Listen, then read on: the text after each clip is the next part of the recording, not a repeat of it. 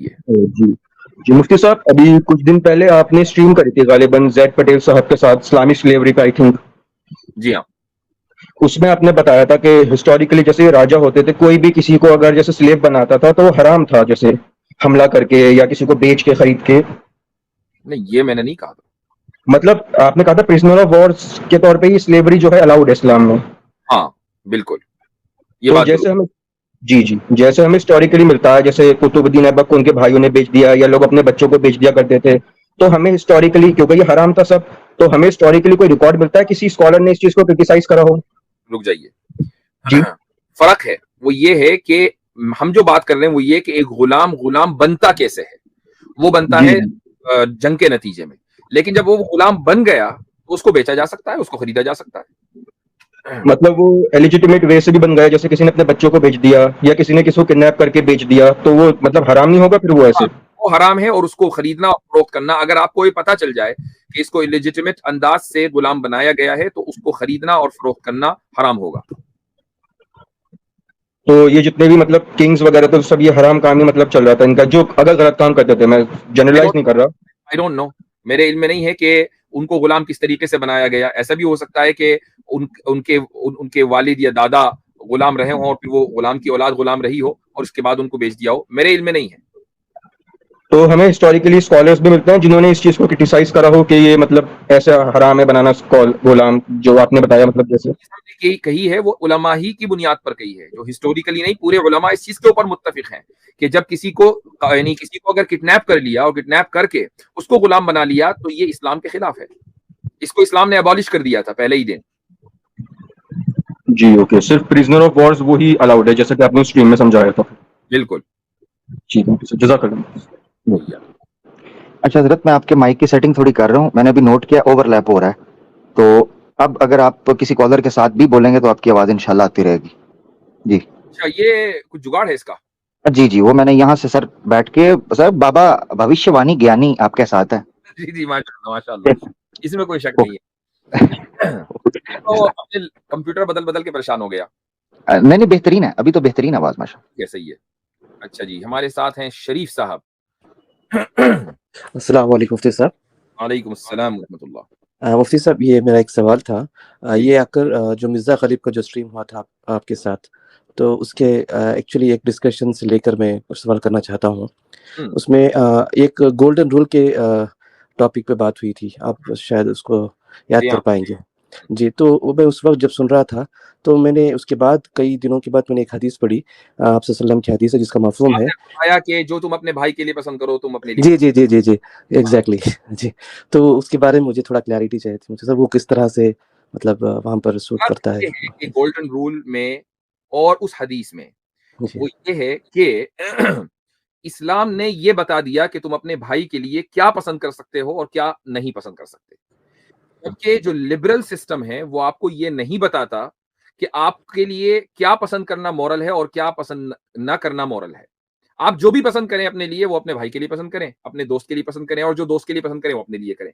तो लिबरल जो सिस्टम है वो आपको खुली आजादी देता है, आप कुछ भी पसंद कर सकते हैं। मसलन अगर आप ये चाहते हैं कि भाई आपको कुछ मिस्ट्रेस मिल जाए जिनके साथ आप लिव इन रिलेशन करें, ठीक है, शादी से बाहर, बगैर शादी के आप उनके साथ रहें, या आपको अपने लिए पसंद है, तो फिर आप यही चीज सबके लिए अलाउ करें। सबको फिर यही हक मिलना चाहिए और इस तरीके से एक सोसाइटी बिल्ड होती है। इस्लाम आपको ये कभी भी अलाउ नहीं करेगा। मसलन एक आदमी अगर अपने लिए चाहता है, वो इस्लामी सिस्टम में रहता है, निजाम में रहता है, और वो अपने लिए पसंद ये करता है कि वो लिव इन रिलेशन में रहे, और ये चाहे कि चूंकि मैं ये अपने लिए पसंद कर रहा हूं तो मैं अपने भाई के लिए भी यही पसंद करूं, ये हराम हो जाएगा। उसका अमल भी हराम है और उसका दूसरे के लिए पसंद करना ये भी हराम है। तो फर्क ये है कि इस्लाम आपको ये बताता है कि क्या चीज पसंद करनी है और क्या चीज नहीं पसंद करनी। और लिबरल निजाम आपको ये नहीं बताता, वो ये कहता है कि चाहे जो पसंद करो, एज लॉन्ग एज आप दूसरे को नुकसान न पहुंचा रहे हो तो वो आपके लिए दुरुस्त है। ये फर्क है फंडामेंटल। जज़ाकल्लाह मुफ्ती साहब, जज़ाकल्लाह खैरन। ठीक है, उसको एक मिसाल भी देता हूं मैं, वो मिसाल भी सुन लीजिए। जी मिसाल ये देता हूं कि मसलन ये एक बोतल है और इसमें फिलहाल पानी भरा हुआ है। इसको आप खाली करके आप इसमें दूध भी भर सकते हैं, इसको खाली करके आप इसमें शराब भी भर सकते हैं, कुछ भी भर सकते हैं, जो भी लिक्विड है वो इसके अंदर समा सकता है। अगर जो जो इस्लाम और लिबरलिज्म में जो फर्क है वो ये है कि लिबरल जो सिस्टम है वो आपको खाली बोतल देता है और ये कहता है कि ये पैमाना है, इसमें चाहे जो भर लो। इस्लाम आपको खाली बोतल नहीं देता, वो आपको भरी हुई बोतल देता है जिसके अंदर या तो पानी होगा या दूध होगा और ये कहेगा ये हलाल है। अगर तुम इसको खाली करके शराब भरोगे तो वो हराम है। ये फ़र्क है। जज़ाकल्लाह मुफ्ती साहब, बस। तो ये जी। हज़रत बस आपकी मौजूदगी में मिसाल नहीं दे सकता, वरना और भी बोतल में बड़ा पता नहीं क्या-क्या भर के दे रहे हैं लोग। जी। मेरे ख़्याल से बस इतना ही काफ़ी है, समझ गए होंगे लोग। समझदार लोग। जी। अच्छा जी, फिलोसोफिया। अबुल मार्ली लग रहे हैं तो, ये कौन है? नहीं, ये और माइक अनम्यूट कर लें प्यारे भाई। हेलो, सलाम वालेकुम तमाम हजरात को। जी, जी, जी, जी, वालेकुम सलाम। अच्छा भाई शरीफ साहब आप ज़रा बैक स्टेज खाली कर दें, ताकि दूसरे लोग आ सकें। जी भाई। मुफ्ती साहब कैसे हैं? आमिर भाई सब खैरियत? जी, बिल्कुल ठीक। अच्छा, मैं इससे पहले कि फिलोसोफिया भाई हमारे साथ हैं, ये मैं बताता चलूँ, कई मुसलमान भाइयों को पिछली दफ़ा भी गलतफ़हमी लगी थी। ये मुस्लिम भाई नहीं है एज़ पर देयर क्लेम, ठीक है? तो वो आके वैसे अस्सलाम वालेकुम बोलते हैं, तो कई मुसलमान बिल्कुल भी ये समझे ना कि वो मुसलमान हैं। तो उनके सवालों से कई लोग परेशान हो रहे थे कि ये कैसे सवाल पूछे। अब वो मुसलमान नहीं है ऑब्वियसली, तो वो इस तरह के सवाल ही पूछेंगे। जी, सॉरी। ठीक है, चलिए मैं मुसलमान नहीं हूँ पर खतना हुआ ये मान लीजिए आप, ठीक है? चले, खतना तो वो खतना स्टोरी वाले का भी हुआ था, क्या करें अब? अब उसको अगर आप रिवर्स कर सके तो कर लें हमारी तरफ से। चलिए आप कहते थे कि आप रिवर्स कर दें। ठीक है, चलिए जैसा आप ठीक समझे, जी, जो जी। मुनासिब समझे, ठीक है? आप मुफ्ती साहब अभी एक आपने शायद मौजू उठाया था हुँ। और वो था जो फ्रेंच जो अभी जो इंसिडेंट्स चल रहे हैं पेरिस में, राइट? जो राइट्स चल रहे हैं बेसिकली उसके ऊपर आपने उठाया था, राइट? जी। तो उसमें कुछ जो पॉइंट्स थे मैं वो मेंशन करना चाहता था, शायद हो सकता है आप उससे एग्री करें, नहीं करें। ठीक है। पर मैं आपकी पूरी गुफ्तगू नहीं सुन पाया था, मैंने सिर्फ इतना आपकी शायद लास्ट सुनी कि आपने बताया कुछ लाइब्रेरीज उसमें जला दी गई हुँ। और आप और मैं शायद उसमें इत्तेफाक रखते हैं कि वो नहीं होना चाहिए, बेसिकली वो सही है। तो उसमें ये जो पूरा इंसिडेंट है इसको मैं ये सोचता हूँ इस तरह से देखना चाहिए कि इसमें अभी किसी भी नतीजे पे पहुंचा नहीं जा सकता, क्योंकि इन्वेस्टिगेशन अभी रिपोर्ट आई नहीं है कि वो शख्स जो मारा गया, मेरे हिसाब से वो बिल्कुल गलत हुआ, उसमें कोई शक नहीं है। पर किस सर्कमस्टांसेस में मारा गया इसकी अभी तहकीक होना बाकी है, राइट? तो जब तक पूरी तरह से उसकी तहकीक ना हो जाए, ठीक है? मैं इसमें इंटरप्ट करना चाहूँगा एक बार, मुफ्ती जी, साहब जी, अगर जी। आप मैं इजाज़त दें। आपको अभी बताने वाला था कि जी, बोलिए एक्नॉलेज इस्लाम साहब। लेकिन मैं जी, 1 जी। मिनट इस्लाम साहब मैं 1 मिनट आपको रोकूँगा। मैं चाहूँगा कि हमारे अबुल मारवी साहब जो हैं वो अपनी बात मुकम्मल कर लें, ताकि फिर ये ना कहें कि मैं ये कहने वाला था। आप अपनी बात मुकम्मल कर लीजिए, फिर मैं एक्नॉलेज इस्लाम साहब आपसे कहूँगा। जी। ठीक है मुफ्ती मैं साहब। बस इसमें ये पॉइंट ऐड कर रहा हूँ, एक ये पॉइंट ऐड करना चाह रहा था कि ये 2013 में या 2012 के आसपास शार्ली एब्दो का जो इंसिडेंट हुआ था, राइट? और 2015 में आई थिंक 2 बार हुआ कुछ, राइट? ठीक है। तो उन इंसिडेंट्स के बाद 2017 में फ्रेंच गवर्नमेंट ने ये जो है फ्रेंच गन लॉज को अमेंड किया बेसिकली, ठीक है। और उस अमेंडमेंट के तहत उन्होंने जो थ्रेशोल्ड जो था उसको लोअर कर दिया डेडली फोर्स यूज करने का। तो ये एक उसका इंसिडेंट है, ये तो मेरे ख्याल से किसी को शक नहीं होना चाहिए। पर उसमें जो अमेंडमेंट हुआ है उसका रीज़न जो था वो जो टेररिस्ट अटैक हुए थे, मेरे ख्याल से जो है वो शायद सारे ही इत्तेफाक रखेंगे कि उनको हम टेररिस्ट अटैक मान सकते हैं बेसिकली, राइट? तो वो एक रीज़न रहा है। और दूसरा ये भी रहा है कि डेंजरस वेपन्स की जो डेफिनेशन है वो चेंज कर दी गई। पहले जो है गन्स थी और ये थी, दूसरे बाद में उन्होंने डेंजरस वेपन्स में दूसरे वेपन्स दूसरे भी आइटम्स को इंक्लूड कर दिया, जैसे क्रोबार हो गया है, बेसबॉल बैट हो गया, या इवन नाइफ्स हो गए, वो भी उसमें इंक्लूड होगा। तो ये एक रीज़न रहा। तो इसलिए मेरा ये कहने का पॉइंट था कि जब तक इसमें पूरी तहकीक नहीं हो जाए एग्जैक्टली क्या सर्कमस्टांसेस में गन यूज हुई है, वो कहना बड़ा मुश्किल होगा कि ये जो राइट्स के बेसिस है वो मेरे ख्याल से वो तो हर हालत में गलत है। ठीक आप है। पब्लिक प्रॉपर्टी को अगर डिस्ट्रॉय कर रहे हैं तो आप अपने जो टैक्स पेयर्स हैं उसका। मैं आपसे ये समझना चाह रहा हूँ कि आपको जो ऑब्जेक्शन है, आपको मेरी बात पे कोई ऑब्जेक्शन था जो आपने सुना? मैंने आपकी बात माज़रत के साथ कहूँगा कि मैंने आपकी बात नहीं सुनी, तो मैं नो उस पे प्रॉब्लम, नो हाँ, प्रॉब्लम। आपको इस पर यानी हमारा मौक़िफ़ ये है कि जो वहाँ पर जो भी लूट-मार मची हुई है, वो गलत है। यानी ज़ाहिर है कि पब्लिक ऑर्डर जो है वो ज़रूरी है। इस पर आपको कोई एतराज़ है? नहीं इस पर मतलब जो लूट-मार हुई है अगर वो तो अगर हाँ। पुलिस ने अपने हाथ अपनी ताकत का गलत इस्तेमाल किया है तो वो भी गलत है। इस पर भी मेरा और आपका इत्तेफ़ाक है। ठीक है?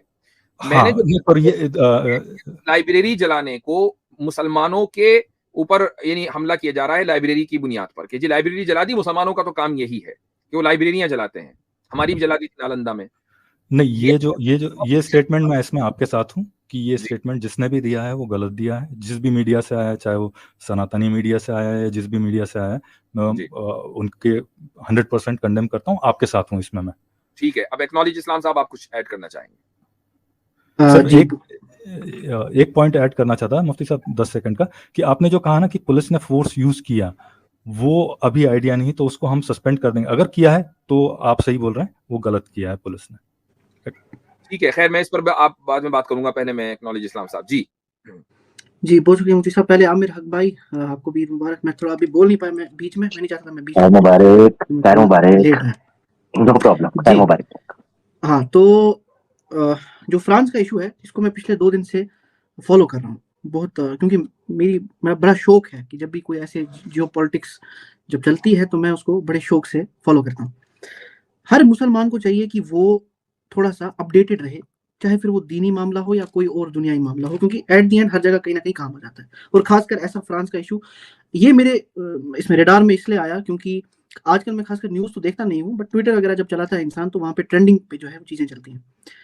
अब मैंने ये देखा कि यहाँ पे ट्रेंडिंग पे जो है वो फ्रांस हैज़ फॉलन, ये सब चल रहा था। तो जब मैंने सर्च किया तो मुझे पता लगा, मैं उन नाज़रीन के लिए बता दूँ जिनको पता नहीं है, जो अभी लेट जॉइन किए हैं, कि फ्रांस में होता ये है, आज से 2 दिन पहले या 3 दिन पहले नहील नाम का एक शख्स, जो छोटा लड़का, शख्स नहीं हम उसको बोलेंगे, 17 ईयर ओल्ड बॉय है, अल्जीरियन जो है वो, असली वो उसके माँ-बाप जो है अल्जीरिया के हैं, उसको मारा जाता है और उसके बाद जो है ये प्रोटेस्ट जो है वो स्टार्ट होते हैं। अभी फिलोसोफिया भाई ने ये बात कही कि हमें ये बात पता नहीं है। आई गेस ये उन्होंने इसलिए कही होगी क्योंकि उनको अभी करंट अपडेट्स का नहीं पता, बट चार्जशीट जो है वो बन चुकी है और ये सामने भी आ चुका है कि हुआ ये था, ये 17 साल का लड़का मर्सिडीज़ गाड़ी ये चला रहा था और इसको एक चेक पॉइंट पे कि ट्रैफिक जो लाइट थी वहाँ पे रुकना था, लेकिन ये रुका नहीं। और जब इसको बोला गया रोकने के लिए, तो वहाँ पे जो पुलिस अफ़सरान थे 2, जिन पे ये चार्ज जो है वो मर्डर का चढ़ चुका है, उन्होंने इस पे सिंपल इसको रोक के, ज़बरदस्ती रोक के इसकी चेस्ट पे फायरिंग की। तो चाहे अगर उसने कोई भी बड़ा गुनाह किया था कि उसने ट्रैफिक लाइट तोड़ी थी या रुका नहीं था, तो हज़ार तरीके हैं पुलिस के पास उसको रोकने की। ये कोई जो है वो जस्टिफिकेशन नहीं है। एक 17 साल के लड़के को आप 17 क्या 70 साल के बुड्ढे को आप जो है वो पॉइंट ब्लैंक रेंज से चेस्ट पे बंदूकों से गोली चला दें। अब इस मसले पे, ऐसे मसले होते रहते हैं, पुलिस से मिसहैंडलिंग्स होती हैं, लेकिन इस पे क्यों ज़्यादा जो है एम्फसाइज़ हुआ, क्योंकि ये लड़का जो था ये एक अल्जीरियन था। फ्रांस में पिछले 10 साल नहीं, अगर आपको ये बात पता लगेगी, 10 साल नहीं, पिछले 50-60 साल भी नहीं, 100 साल से ये प्रॉब्लम है। फ्रांस की एक पॉपुलेशन जो है इस वक़्त, उसमें 11%, 2017 के हिसाब से 10.3 है, बट अब ऑलमोस्ट 11% पॉपुलेशन जो है वो इमिग्रेंट्स हैं। और उनमें भी मोर देन 90% जो इमिग्रेंट्स हैं वो अल्जीरिया से आते हैं। अभी इस पे मैं बाद में आऊँगा, ये पॉइंट को आप याद रखेंगे, अल्जीरिया से आते हैं। अभी जब हमारे फिलोसोफिया भाई ने बात कही कि अभी हमें पूरा पता नहीं है, तो इनको मैं एक और बात बता दूँ कि जिस वक़्त जब ये बात हुई, जब ये नहील का कत्ल हुआ, उसी के दूसरे दिन यूनाइटेड नेशंस के जो ह्यूमन राइट्स ऑफिस के स्पोक्स वुमन हैं, रवीना, उन्होंने ये बात कही कि deep issues of racism and discrimination in law enforcement and France must seriously address police racism. ये जो चीज़ है 2020 में हमने जॉर्ज फ्लॉयड के केस में भी देखी, यूएसए में जब जॉर्ज फ्लॉयड को मारा गया और उसके बाद खुला एक तरीके से राइट्स हुए, लोग सड़कों पे उतरे, पूरी दुनिया में एक मूवमेंट शुरू हो गई ब्लैक लाइव्स मैटर की। अब यहाँ पर भी वही सेम चीज़ होती है कि एक 17 साल के बच्चे को मारा जाता है। एक यहाँ पर ये क्या हुआ, सब्र का बांध टूट गया, क्योंकि वहाँ के इमिग्रेंट पॉपुलेशन पर, खासकर मुस्लिम पॉपुलेशन पर इतना शदीद जुल्म, रेसिज्म किया जाता है पुलिस के ज़रिए या ब्यूरोक्रेसी के ज़रिए, या इनफैक्ट वहाँ के नेटिव जो लोग हैं वो भी करते हैं, सारे नहीं, कुछ लोग। अब यहाँ पर आपने एक और चीज़ नज़र रखनी है कि मुफ्ती साहब, मैं आपको एक बात बता दूँ कि हदीस में आता है कि हमारे दाएँ और बाएँ तरफ 2 फरिश्ते होते हैं और राइट वाला जो है वो सही हमारे अमाल लिखता है और जो लेफ्ट वाला है वो जो है हमारे गुनाह लिखता है। लेकिन इंडियन जो बॉट्स हैं, उनको देख के मुझे लगता है जो लेफ्ट वाला हमारा फरिश्ता है वो कहता होगा मैं जो है वो रिटायरमेंट ले लेता हूँ, क्योंकि सुबह सवेरे उठ के जो इंडियन बॉट्स हैं उनका यही काम होता है कि आज मुसलमानों ने क्या किया, पीसफुल कम्युनिटी ने आज यहाँ पे क्या किया, वहाँ पे क्या किया, बम कहीं फट गया तो ये तो नहीं हो गया, क्योंकि ये उनका काम है। अब उन्होंने क्या किया, उन्होंने इसको हमारे रिलीजन से जो है वो इसको तस्बीह दे दी कि ये देखो जी, जहाँ पे ये होंगे वहाँ पे तो गन तो होगा ही। 2020 में जब जॉर्ज फ्लॉयड का केस हुआ तब ये बात सामने क्यों नहीं आई? अब मैं एक और चीज़ इनकी हिपोक्रेसी सामने लाता हूँ कि 2000 जो ये यूरोपियंस है ना, जो इस वक़्त शोर उठा रहे हैं कि देखिए जी इमिग्रेंट पॉपुलेशन की वजह से क्या हो रहा है, वो है राइट विंग। और राइट विंग की अगर मैं आपको ट्वीट्स भी दिखा सकता हूँ, लेकिन एक्चुअली मेरा लैपटॉप खराब हो गया, मैं नहीं आ सका उस वजह से। ये भी उसमें है। उन्होंने ये इसमें इजाफा कर दें कि जब ईरान में प्रोटेस्ट चल रहे थे तो ये लोग प्रोटेस्टर्स के साथ थे, ये गवर्नमेंट जी के खिलाफ थे। आज ये फ्रेंच गवर्नमेंट के साथ हैं, प्रोटेस्टर्स के खिलाफ हैं। तो ये इनकी बिल्कुल मुफ्ती साहब, यहाँ पे बिल्कुल यहाँ वहां पे वो एनआरकी के हक में थे, यहाँ पे वो एनआरकी के अगेंस्ट है। बहरहाल जी। मैं ये कह रहा था कि नहीं, वहां पे जो ईरान में जो है कौन सा लॉ जो है वो वायलेट किया गया था, आप ये वहां बताएं। पर भी उसी तरीके से सड़कों पर उसकी पहुंचाई गई जिस तरीके से दूसरे मुल्कों के अंदर, फ्रांस या अमेरिका के अंदर हुआ है। यानी लोगों को अच्छा खासा एक आदमी चला जा रहा है। मुझे एक बात बताइए, पीछे से एक लड़की आई और जो साहब थे जिन्होंने पगड़ी पहनी हुई थी, उनकी पगड़ी खींची थी पीछे से। क्या ये असॉल्ट दुरुस्त है? नहीं, मैं वो बोल रहा हूँ, वो जो ईरान की जो लड़की जो मारी गई थी कस्टडी हाँ, में, उसने कौन सा लॉ वायलेट किया था जिसके लिए उसको बिल्कुल मार दिया गया, कि आप जबकि वो कस्टडी में ऑलरेडी थी, बिल्कुल ऐसे ही जैसे जबकि वो ऑलरेडी कस्टडी में है आपके, भी ऐसी है आमिर भाई। नहीं नहीं, ये असल में सुनना नहीं चाह रहे, तो फिल भाई जरा सुन ले जी। तो इस तरीके से पहले आपने ईरानी गवर्नमेंट के इन्वेस्टिगेशन रिपोर्ट को नहीं माना और ये कहा कि ये बायस है। तो मुझे एक बात बताएं, आपने फ्रेंच गवर्नमेंट के ताल्लुक से ये नजरिया क्यों कायम कर लिया कि अजी अभी तो इन्वेस्टिगेशन चल रहा है, जरा इन्वेस्टिगेशन होने दे, क्या वो बायस नहीं होगा? बिल्कुल जी। मुफ्ती साहब अगर मैं इसमें ऐड करना जी, आप बोलिए। एक्नॉलेज इस्लाम भाई, बोलिए आप। हाँ, मैं इसमें अब थोड़ा सा मैं चाहता हूँ, थोड़ा सा 2 मिनट में और बोलूँ बस, उसके बाद आप बोलिएगा जी। वो ये है, मैं यहाँ पे बोल रहा हूँ, आपकी बात जो है, आपकी आवाज कट कट के आ रही है बीच बीच में थोड़ी बहुत। नहीं, उनकी ठीक आ रही है, नहीं ठीक आ रही है, बिल्कुल सही जी, ठीक है। हाँ, तो मैं ये कह रहा था, मैं जो इंडिया में जो इस्लामोफोब्स हैं और जिसका फायदा उठा रहे हैं हम लोगों को टारगेट करने के लिए, मैं उनका एक माइंड जो है ना वो क्लियर करना चाहता हूँ। जब वहां पे पोलैंड की तरफ से भी फ्रांस को जो है बड़ी ताने दिए गए कि देखिए जी, हमने कोई इमिग्रेंट नहीं लिया, आपने लिया और देखिए क्या हुआ। वहां पे वो मुसलमान में फर्क नहीं कर रहे, मुसलमान और इमिग्रेंट में। वहां पे ये कहते हैं थर्ड वर्ल्ड कंट्री से किसी को मत लाओ, फिर चाहे वो इंडिया हो, पाकिस्तान हो, बांग्लादेश हो, या फिर कोई अफ्रीकन नेशन हो या मिडिल ईस्टर्न नेशन हो, वो हम सबको कुत्ता समझते हैं। सिंपल सी बात है। फिर वो कोई ब्राउन हो या कोई ब्लैक हो, वो हमें ये नहीं देखते कि ये मुसलमान है। हाँ, मुसलमानों को कुछ हाई लेवल का रेसिज्म आजकल देखना पड़ रहा है, लेकिन मैं आपकी गलतफहमी दूर करना चाहता हूँ। अगर आपको ये लगता है कि वो आपके भाई हैं तो ऐसा नहीं है। वो आप जो है मुस्लिम्स को इस पर मार्जिनलाइज कर रहे हैं। लेकिन जो फ्रांस के और यूरोपियन जो कंट्रीज हैं, उनके जो राइट विंग पॉपुलेशन है, जो राइट विंग पॉलिटिशियंस हैं, वो इस वक्त सबको एक ही नजर से देखते हैं। ये एक बात होगी। दूसरी बात, अभी मैंने आपको बताया था कि 11% पॉपुलेशन जो फ्रांस में इमिग्रेंट्स की है, जिसमें से मैक्सिमम लोग अभी प्रोटेस्ट कर रहे हैं, और इसमें मुस्लिम्स ही नहीं, जो एक्सट्रीम लेफ्ट है वो भी इसमें शामिल है।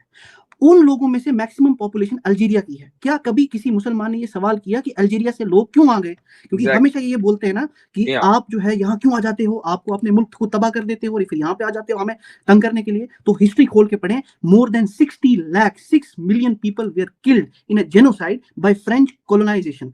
जो फ्रेंच कॉलोनीज थी अल्जीरिया और तुनिशिया में, वहां पर फ्रांस की आर्मी ने जो जुल्म और ज्यादती की है अल्जीरिया के लोगों के साथ, उसका जो है ना और आज तक बेशर में ये है कि वो फिलोसोफिया साहब, अबुल मार्री साहब, एक बात बताइए, आपसे सवाल है। जो फ्रेंच गवर्नमेंट ने जो कॉलोनियलाइजेशन के दौरान जो जराइम किए, जो हरकतें की, जो जेनोसाइड्स किए, आप उसको सपोर्ट करते हैं या नहीं करते?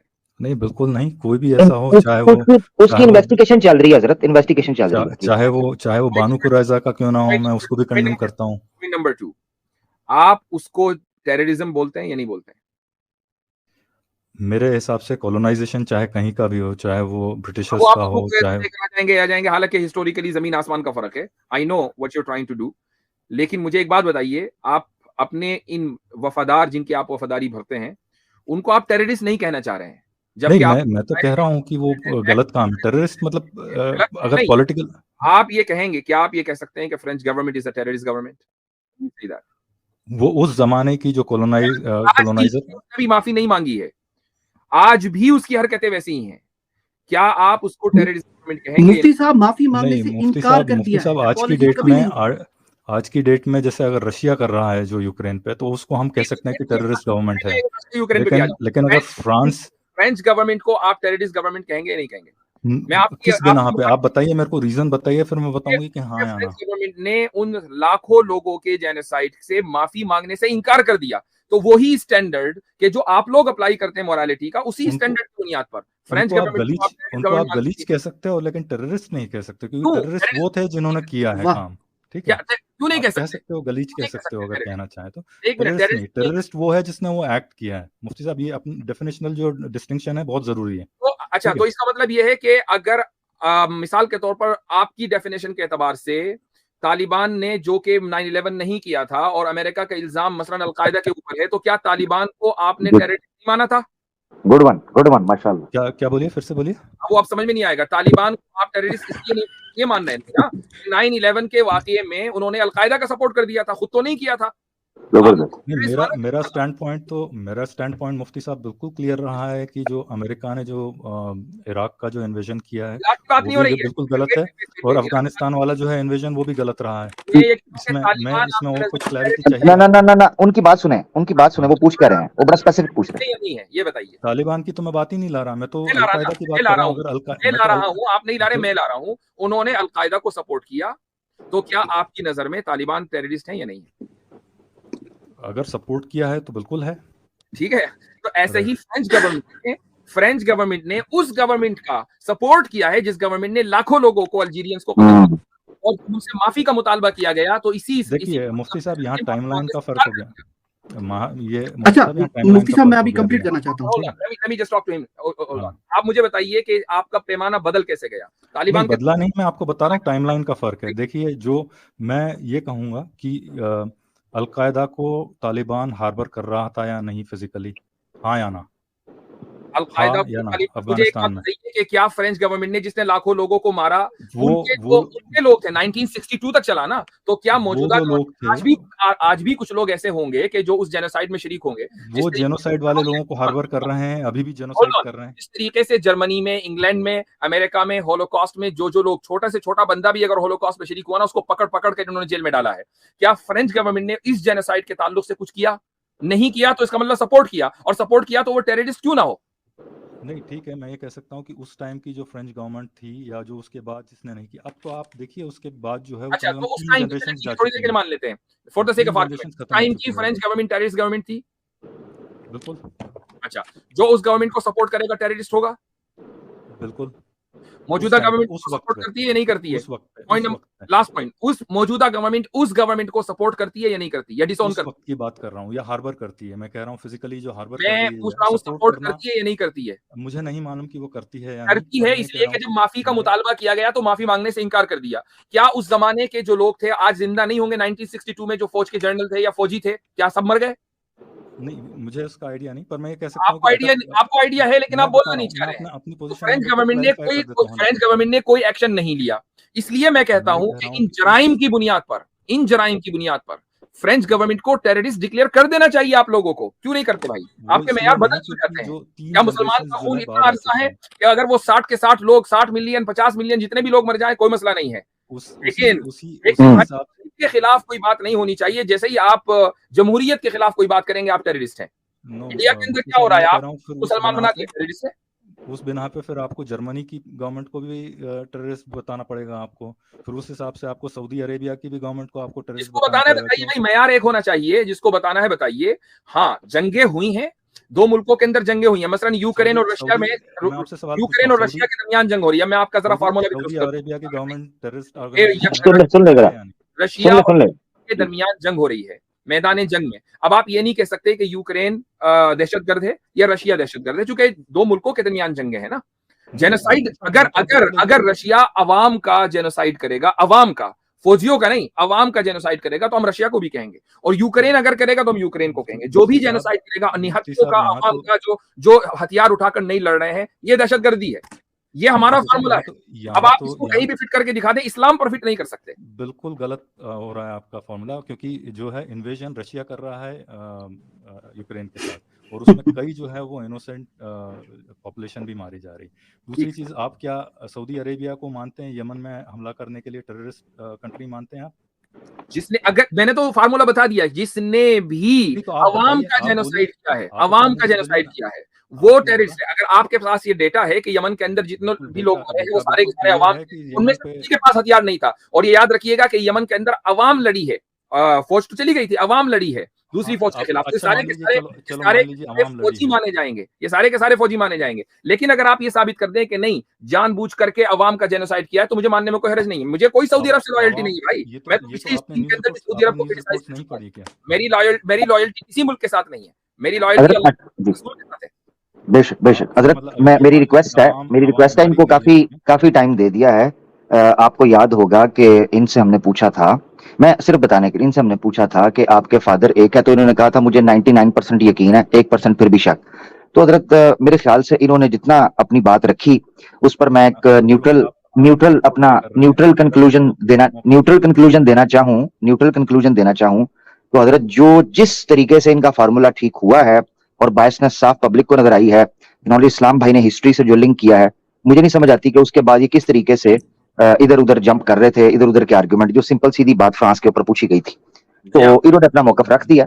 जज़ाकल्लाह मेरा भाई। आई एम सॉरी टू से, और ये मेरा लॉस्ट कमेंट है, इंशाल्लाह फिर कभी बात करेंगे आपसे। मुझे आज लगा कि आप वो अबुल मार्ली नहीं है जो इंसाफ के साथ बात करते हैं। आज आपकी लॉयल्टी दहशतगर्दों के साथ क्यों है भाई? नहीं मुफ्ती साहब, आज आपकी लॉयल्टी उन इस्लामोफोब्स के साथ क्यों है कि जिनका दिन रात काम मुसलमानों को परेशान करना है? फ्रेंच गवर्नमेंट का तो पूरा नैरेटिव यही है। मैं तो ये समझता हूँ, मेरे पास कई मरतबा जब मैं सफर पर जाता हूँ तो अक्सर ऐसा होता है कि एयर फ्रांस जो है उसके टिकट सस्ते होते हैं। मैं ऐसी दहशतगर्द एयरलाइन में जाना ही नहीं चाहता, मैं नहीं खरीदता टिकट। मुफ्ती साहब, मेरा स्टैंड बिल्कुल क्लियर है। मैंने बिल्कुल क्लियरली आपको बताया कि अफगानिस्तान में जो इन्वेजन हुआ उसके मैं खिलाफ हूँ। तो चले, सही है, बहुत बहुत शुक्रिया। इंशाल्लाह अब आपसे एक लास्ट पॉइंट बोल देता हूँ, मैं फिर चलता हूँ, जो क्योंकि जरूरी है। आमिर भाई ने मेरे को थोड़ा सा गलत क्या बोलना चाहिए, स्ट्रॉ मैन किया है उस डिबेट के थ्रू, कि इसलिए मैं कह रहा हूँ चले, इतना हक हमें तो दे दें। आप इस्लाम के बारे में 24/7 स्ट्रॉ मैन करते हैं, तो हमारा भी तो जिगरा है ना जी। बहुत शुक्रिया। चलिए ठीक है, एक लास्ट हो गई बात, इंशाल्लाह फिर करते हैं बात। अच्छा मुफ्ती साहब, बस लास्ट पॉइंट है, फिर मैं निकल जाऊंगा।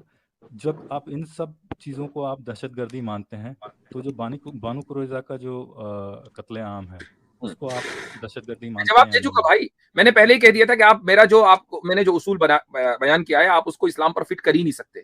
चूंकि बनू कुरैजा में किसी भी शख्स को इसलिए नहीं मारा गया था कि वो मासूम था, मासूम जानबूझकर नहीं मारा गया, बल्कि ये सारे के सारे फौजी थे कि जिनको मारा गया, क्योंकि सब के सब मुसलमान औरतों को कत्ल करने के लिए आए थे। जंग अहज़ाब इन्होंने बर्पा की थी, तो इनका तो यही हशर होना चाहिए था, इसके अलावा कोई दूसरा हशर होना ही नहीं चाहिए था। तो दूसरी बात ये हजरत, इसका को 85 बार जवाब दे यार। वो इस्तिस्ना की किताब आप पढ़े, ओल्ड टेस्टिमेंट, उन्होंने खुद माना हुआ था कि भाई हमारी किताब के मुताबिक फैसला हो। उनके जो हलीफ थे, साद बिन उबादा थे या क्या उनका नाम, एक दफा जिक्र भी उसका हुआ था, हमने जिक्र किया था। उन्होंने कहा भाई हमारे हलीफ से पूछ लें, जो वो सजा देंगे। वो जख्मी हालत में थे, उनको लाया गया, उन्होंने बताया भाई इनके साथ ये सजा दे दो, इनके खुद के अपने बुक के अंदर ये लिखा हुआ है। वो चुप करके उनको सजा दे दी, ठीक है जी। तो मेरा भाई, उनको जो सजा दी गई वो तो उनके अपने कानून के मुताबिक दी गई है। बिल्कुल मर्सीफुल नहीं हो सकता। अब आपका आखिरी कमेंट था और इस मौजूद को जो है वो भी कर चुके हैं, और एक मरतबा हजारों मरतबा कर चुके हैं, फिर मजीद करेंगे इंशाल्लाह। लेकिन जो फार्मूला किया है वो बनु कुरैजा के ऊपर दूर फिट नहीं होता है, क्योंकि ये सारे के सारे इनका यही इलाज था, इसके अलावा कोई दूसरा इलाज नहीं था उनके जराइम को देखते हुए। ठीक है, मर्सी चाहिए, सॉरी एक बात सिर्फ कह दूं, मर्सी अगर चाहिए तो भाई वो ओल्ड टेस्टिमेंट यहोवा जी को कहते ना। मैं तो सीधी बात है, उनके कानून है ना भाई, हमने तो नहीं बनाया था, तो उसको फॉलो करें। फिर क्या करें, मर्सी खुद कहते हैं हमारे यहाँ जस्टिस है, मर्सी कोई नहीं, ज्यूज यही कहते हैं। जी भाई, मैं मुफ्ती साहब एक पॉइंट रखना चाहूंगा, बस मैं ऑडियंस से ये कहना चाहता हूँ कि अभी तक जो मैंने बात कही इस प्रोटेस्ट के बारे में, ये तो थी जो हमें सबको पता है, ओपनली जो ऊपर से बात आती है सबके पास। अगर आप अभी ट्विटर पे जाएंगे और आप देखेंगे कि किस तरीके से वहां पे जो है लोग जो है वो बहुत ज्यादा जमा हो चुके हैं, आग लग रही है, जो कि गलत है, इसको हम कंडेम करते हैं, ऐसी चीज नहीं होनी चाहिए, डाके डाले जा रहे हैं दुकानों पर, ये सब। लेकिन इसका एक तल्ख पहलू ये है, और जो हमसे छुप रहा है वो ये है कि इस वक्त जो फ्रांस का प्रेसिडेंट है इमैनुअल मैक्रोन, ये एक सेंट्रिस्ट है, मतलब ये ना फार राइट है ना फार लेफ्ट है, ये सेंटर जो है आइडियोलॉजी को रखता है। इसने क्या किया, इसने रशिया यूक्रेन वॉर में सबसे ज्यादा जो है रेजिस्टेंस दिखाई अगेंस्ट यूएसए। इसने वो रेजिस्टेंस दिखाई कि भाई साहब मैं फ्रांस के मफाद को देखूंगा, मैं रशिया के साथ अगेंस्ट नहीं जा सकता ज्यादा, जितने बाकी यूरोपियन कंट्रीज गए। और अभी जो हो रहा है, इस लेवल की मोबिलाइजेशन जो है ना, जब तक बाहर से जो एजेंसीज हैं वो आपको इस्तेमाल ना करें तब तक नहीं हो सकती। This was all done to shatter the image of Emmanuel Macron, ताकि वो अगली बार इलेक्शंस में ना आ सके। इस बात को आपने भरपूर याद रखना है। जो वहां के राइटर्स हैं वो यूज किए जा रहे हैं थ्रू एक्सटर्नल एजेंसीज। जी पॉइंट, चले जी। अच्छा, अगले कॉलर हैं शेख। सबक फिर पढ़ सदाकत का, अदालत का, शुजाअत का, लिया जाएगा तुझसे काम दुनिया की इमामत का। सबक फिर पढ़ सदाकत